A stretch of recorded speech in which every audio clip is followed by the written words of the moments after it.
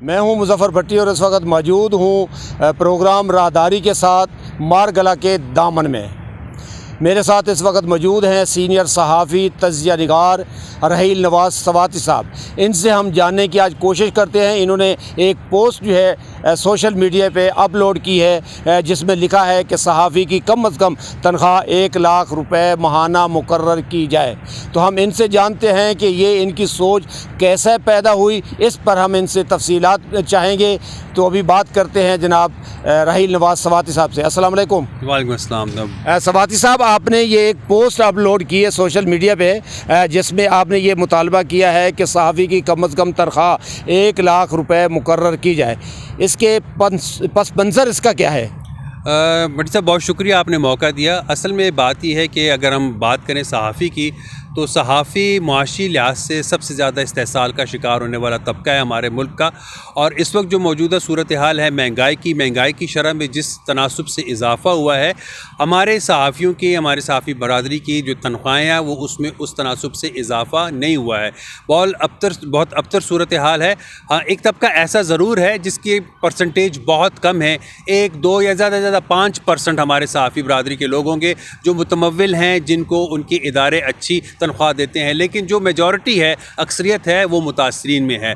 और अगर हम ये देखें, किसी भी अगर प्रिंट मीडिया का इदारा हो और या इलेक्ट्रॉनिक मीडिया का, तो हज़ारों रुपए के हिसाब से उनको तनख्वाहें दी जाती हैं। आप यकीन करें, बदकिस्मती से आप ख़ुद इसको बहुत बेहतर जानते हैं, 30, 35, 40 बहुत अच्छी तनख्वाह तो 50,000 तनख्वाह दी जाती है।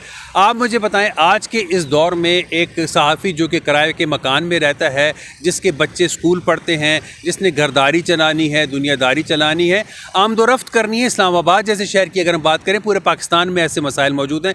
घर से दफ्तर आने जाने का जो ख़र्चा वो भी कितना महंगा पड़ता है, उसमें कोई शख्स 30, 40, 50 हज़ार में किस तरह से गुजारा कर सकता है। तो ये एक बुनियादी वजह है कि जिसमें कम कम हमारे सहाफ़ी बरादरी की तनख्वाह, ये मैं लफ्ज़ इस्तेमाल कर रहा हूँ, कम अज़ कम 1 लाख होनी चाहिए। तनख्वाहें से ज़्यादा भी होनी चाहिए, 1.25 लाख, 1.5 लाख, 2 लाख, 2.5 लाख, जिसकी जितनी काबिलियत है उस हिसाब से इसमें इजाफ़ा होना चाहिए। अहम बात इसमें यह है कि आपने कहा कि जो मैंने पोस्ट शेयर की, ये कोई नामुमकिन बात नहीं है, कोई अचंभे की बात नहीं है। जिन इदारों में लोग काम करते हैं वो अगर हम देखें, ख्वाह उनका बराह रास्त ताल्लुक़ इबलाग़ के इदारों से है। मैं जंग की बात करूँगा, रोज़नामा जंग, जियो की अगर आप बात करें, डॉन ऐसा इदारा है कि जिसका अपना चैनल भी है।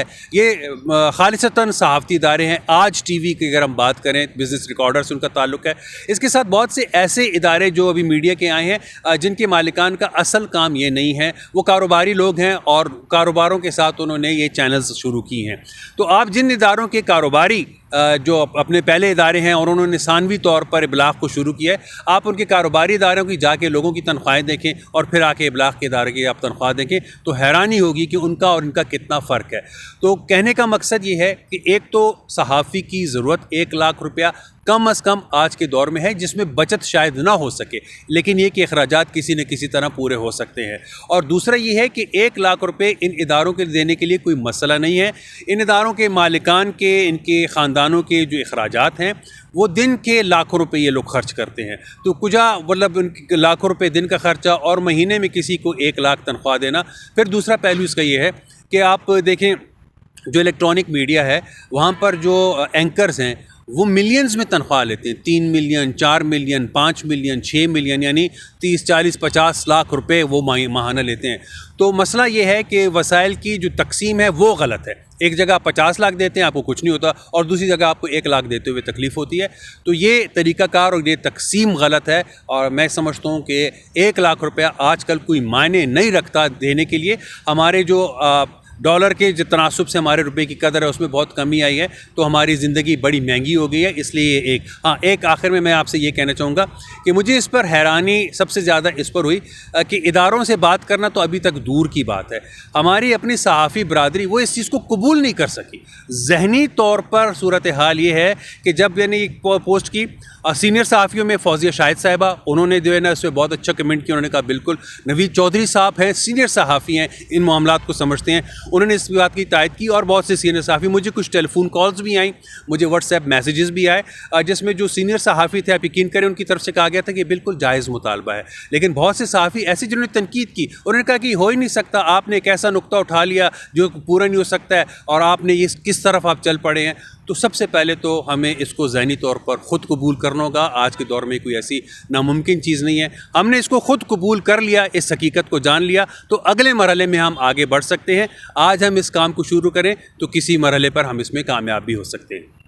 بالکل. اس سے پہلے کہ میں یہ سوال کرتا سواتی صاحب کے کہ آپ نے جو پوسٹ شیئر کی ہے اور اس پوسٹ کا رسپانس کیا رہا. یقیناً وہ پوسٹ میں نے بھی دیکھی اور اس میں اکثریت نے اس چیز کو ایکسیپٹ ہی نہیں کیا. تو میں نے پھر اس سے الگ ایک پوسٹ جو ہے میں نے بھی اپلوڈ کر دی. تو میں نے اس میں یہ سوال اٹھایا تھا کہ کیا کم از کم جو ہے وہ صحافی کا ماہانہ خرچ کتنا ہے. تو اگر ہم اس طرف جاتے ہیں تو یقیناً ماہانہ خرچ جو ہے وہ بھی 2-4 ہزار روپے نہیں ہے، خرچ زیادہ ہے.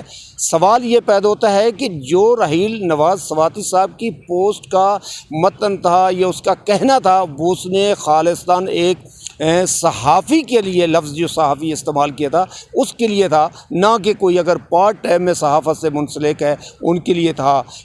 تو اس طرح کی یہ صورتحال ہے. لیکن ان کی یہ کاوش ہے آج نہیں تو کل ضرور رنگ لائے گی. مظفر بھٹی، مان ٹی وی، مارگلا، اسلام آباد.